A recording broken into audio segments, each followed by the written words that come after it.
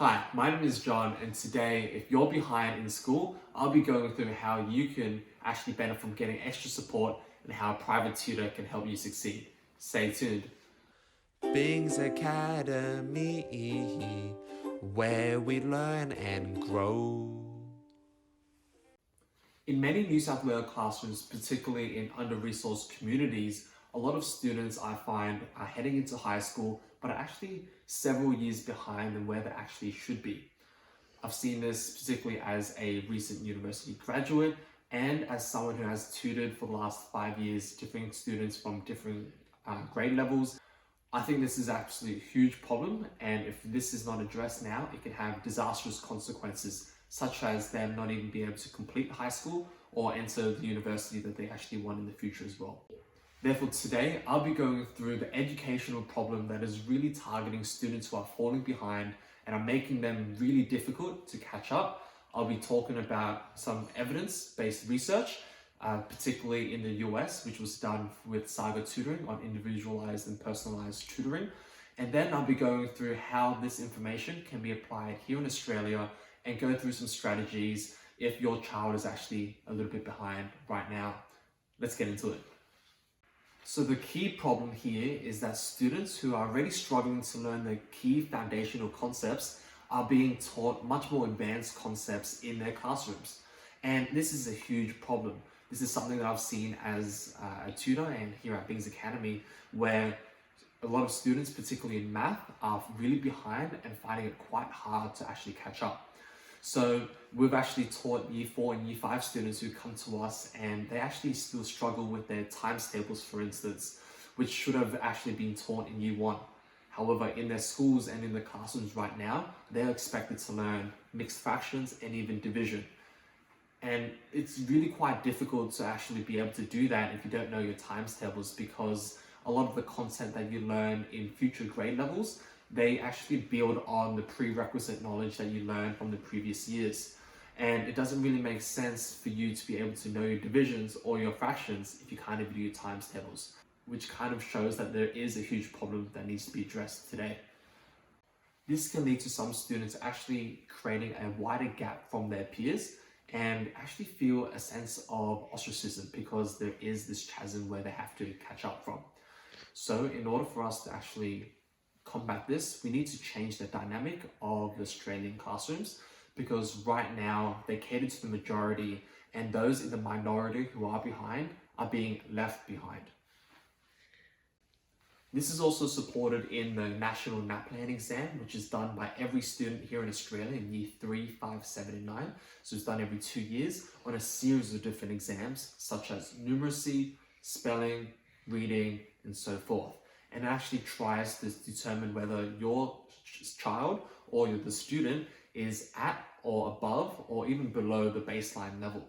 So an interesting finding that I noticed was that typically 10 to 15% in each age group are either at or below the national benchmark, which is a concern. On a whole, New South Wales is faring better than the other states, but there are still 10 to 15% of students who are either at or below the national benchmark average, which is a growing concern. And considering there were about 96,000 students who did the Naplan exam last year in 2019 in year 5, and that equates to about nearly 10,000 students who are either at or below the national average here in New South Wales. An interesting insight that I also noticed was that back in 2017 for the year 3 writing Naplan exam, there were about 8% of students who were either at or below the national average. 2 years later, in the 2019 Naplan writing exam, this number more than doubled, where 17 to 18% of students were either at or below the national average. This suggests that in year 3, if you're not given extra help or support when you require it, then you will be further and further behind, because the classroom builds on the prerequisite knowledge that you don't fully grasp in the previous years. I believe a solution to this is personalized tutoring, and this is really supported by the evidence. In the US, a case study was actually done where students who were on the verge of failing maths and already failing maths were put into the Saga tutoring program. This program involved assigning students a 1-hour class as part of their general class schedule in school so they can get the extra support. In each class, a personalized tutor would cater to 2 students each, and they'll go through the foundational topics that they should have learned in previous years, the weak areas of each student, as well as concepts and frameworks that they're actually learning in class currently. And the results were astounding. A lot of the students in the Saga tutoring program actually learned 1 to 2 years of their academic year ahead of what they were supposed to be learning compared to their peers, and this actually allowed them to really catch up to where they were actually supposed to be. Instead of being in the 9th or 10th percentile, they actually reached the 20th percentile, which is an actually huge jump, which kind of shows that if you are given specialized support over a period of time, you can really succeed and benefit from this. So what are the 3 key strategies that you can actually use here in New South Wales to make use of this information? Well, I think firstly, the first thing to really realize, if your child is behind, do not be overly worried, because there is a way for us to make sure that they do catch up. So don't put excess amount of pressure on them, because it's just going to backfire. Instead, really be patient when teaching them. Secondly, what you want to do is you want to be really consistent about your approach. A lot of these students who are behind are feeling really reluctant when they do have to study something that they're not really good at. And when you're not good at something and you're forced to do it, you're not going to feel great when you're doing it.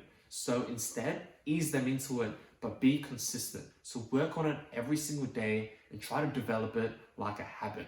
And eventually that will really help. If you don't have the time to actually help your child actually learn every single day, this is probably where it's really good to look into private tutoring, where they can actually provide some assistance in that regard. Last of all, don't do any group tutoring. You don't want to be in a group tutoring place with 5, 10, 15, or even more people. Just like Saga tutoring in the US, we know that in groups of 1 or at most 2 is the best for each student who are falling behind.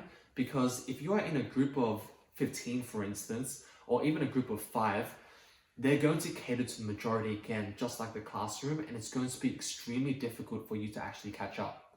If you are at the baseline level or already ahead of the level, I would say group tutoring is an acceptable alternative.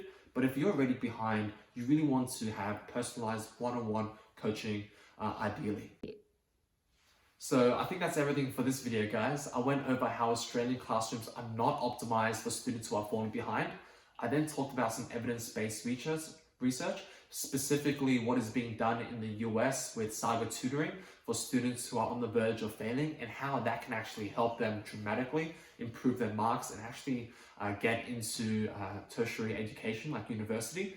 I then talked about some different strategies that can be employed here in New South Wales if your child is actually behind, specifically being patient when teaching them, be consistent, work with them every single day, and take into consideration that it is going to be a marathon and not a sprint. And last of all, if you do have a tutor, make sure that it's a tutor that only teaches in groups of 1 or at most 2. Like, comment, and subscribe, and I really appreciate everything. Thank you.